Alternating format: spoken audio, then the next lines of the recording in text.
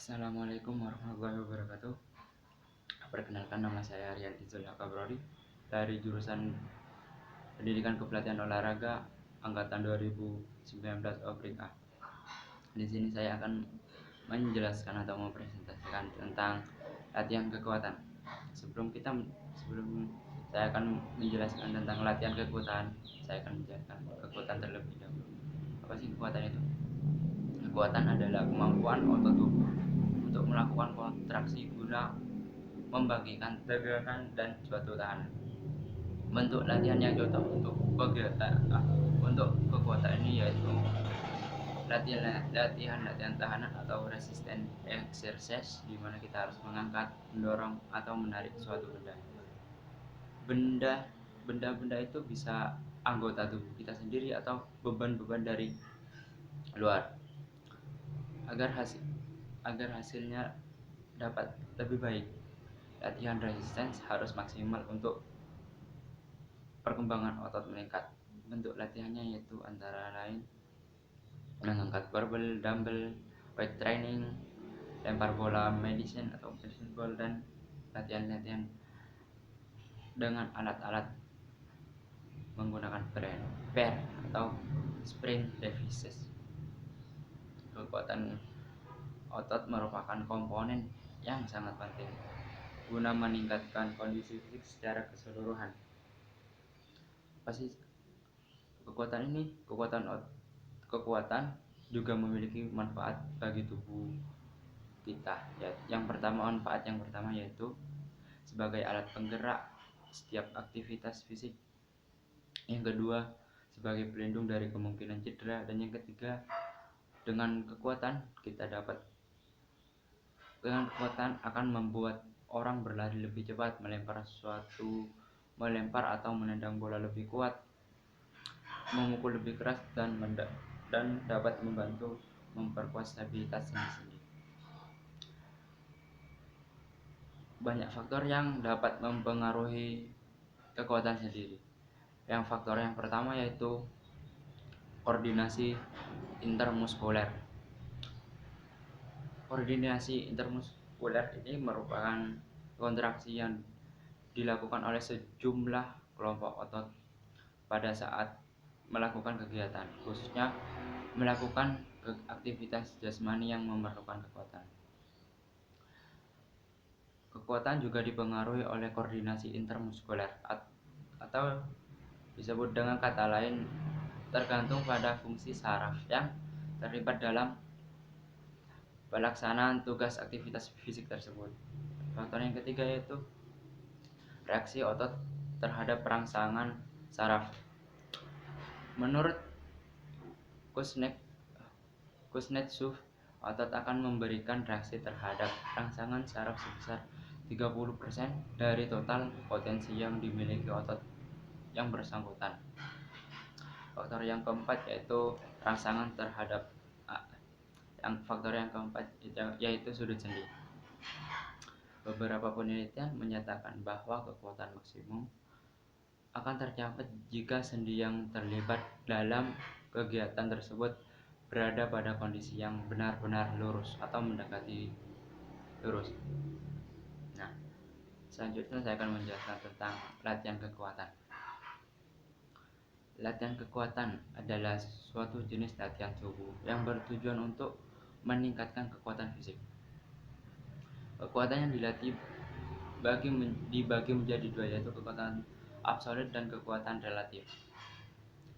Latihan kekuatan bermanfaat untuk membangun otot, membakar lemak, meningkatkan kesehatan, dan memperkuat karakter. Publikasi oleh Gilles Biodin pada tahun 2014 menyatakan bahwa latihan kekuatan bermanfaat untuk menghambat penuaan, memperbaiki kemampuan otak, mengaktifkan lebih banyak gen, dan mengembalikan hormon yang hilang pada pria. Latihan kekuatan umumnya dilakukan untuk meningkatkan kekuatan dan massa otot, memperkuat sendi, serta menambah stamina.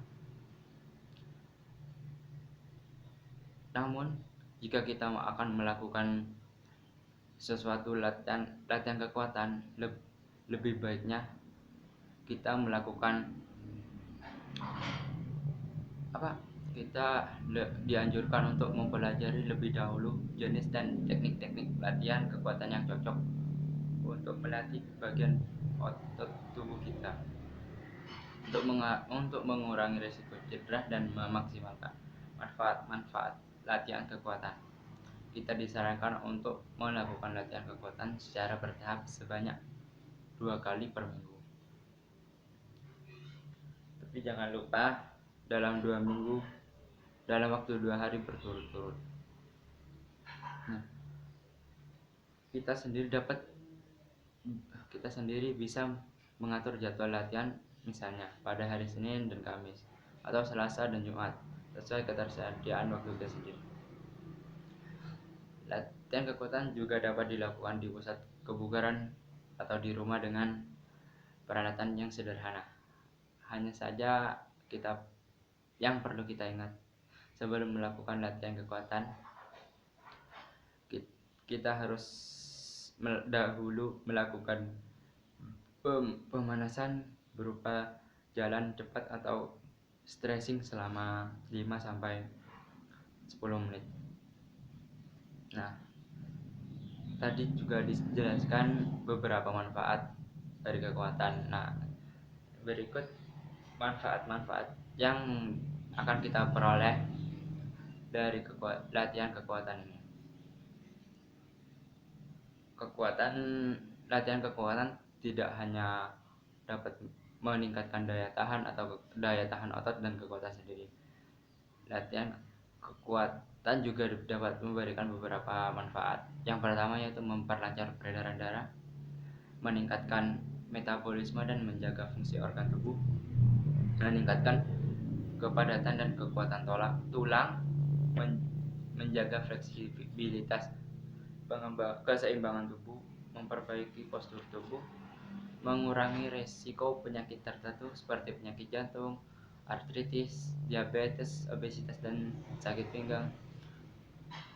Yang selanjutnya meningkatkan kualitas tidur dan mencegah insomnia, meningkatkan rasa percaya diri, menjaga berat badan, dan memperbaiki mood.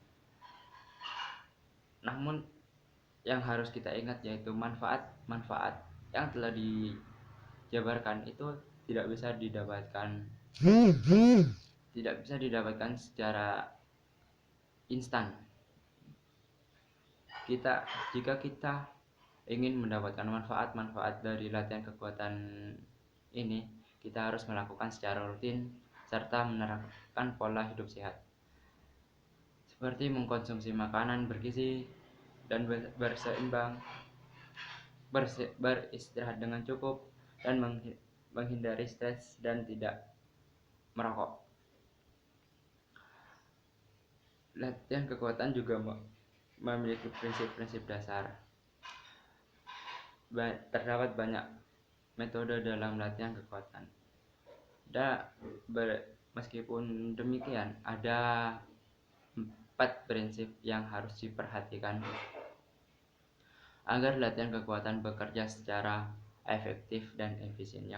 Prinsip yang pertama yaitu memilih jenis latihan yang sesuai dengan kapasitas tubuh kita, frekuensi latihan yang benar, banyak set dalam suatu latihan, dan banyak repetisi dalam suatu set tersebut. Yang selanjutnya yaitu jenis-jenis latihan kekuatan. Yang pertama yaitu push up. Push up merupakan jenis latihan yang bisa kita lakukan di rumah tanpa memerlukan alat satupun. Nah, alat push up sendiri memiliki manfaat yaitu untuk memperkuat otot dada, lengan, bahu, perut. Selain itu, push up juga baik untuk memelihara kesehatan jantung. Lakukan push up sendiri sebanyak 10 kali dan diulangi sebanyak 2 sampai 3 set. Yang kedua yaitu plank. Plank merupakan jenis latihan yang dapat mengencangkan otot punggung, dada, perut, dan bahu. Latihan plank sendiri sederhana dan mudah untuk kita lakukan. Kita bisa menahan posisi plank hingga sekitar 1 menit waktu 30 detik sampai 1 menit. Yang ketiga yaitu sit up. Latihan sit up dapat memperkuat dan mengencangkan otot perut, pinggul, bawah, dan leher. Nah, untuk pelaksanaannya sendiri lakukan sit up ini sebanyak 10 kali, yaitu terhitung 1 set dan diulangi sebanyak 2-3 set. Selain beberapa latihan yang sederhana yang dapat kita lakukan di rumah, latihan juga bisa dapat kita lakukan di tempat fitness. Nah, beberapa latihan kekuatan juga memerlukan alat khusus. Biasanya alat-alat untuk berlatih kekuatan tubuh tersebut bersedia di tempat fitness atau gym. Namun kita bisa juga untuk membeli peralatan tersebut untuk latihan di rumah. Nah, untuk latihan dengan alat sendiri kita sebaiknya didampingi oleh instruktur ya, kebugaran yang berpengalaman agar dapat menggunakan berbagai alat olahraga yang tepat. Contoh kegiatannya yaitu pull up. Nah, pull up merupakan gerakan mengangkat tubuh dengan posisi tubuh menggantung dan tangan mencengkram tiang horizontal gerak. Nah, pull up sendiri bertujuan untuk meningkatkan kekuatan dan daya tahan otot tubuh bagian atas, meliputi tangan, lengan, bahu, punggung, dan dada dan perut. Yang kedua yaitu bench press. Latihan bench press dilakukan dengan cara barbel dalam posisi berbaring. Latihan bench press ini bertujuan untuk mengencangkan otot dada, bahu, dan lengan. Nah, jika kalian belum pernah melakukan bench press sebelumnya, sebaiknya melakukan latihan kuat ini di bawah pantauan instruktur fitness. Ketika melakukan latihan ini, instruktur akan memandu kita agar tidak salah dalam melakukan gerakan latihan seperti memilih beban barbel yang cocok sesuai kemampuan tubuh kita. Yang ketiga yaitu sit cable row. Latihan ini memerlukan alat cable station yang digunakan dengan cara ditarik. Penggunaan alat ini disesuaikan dengan bobot tubuh kita dan bertujuan untuk mengencangkan otot punggung dan lengan bawah. Ulangi latihan ini hingga 12-15 kali. Selain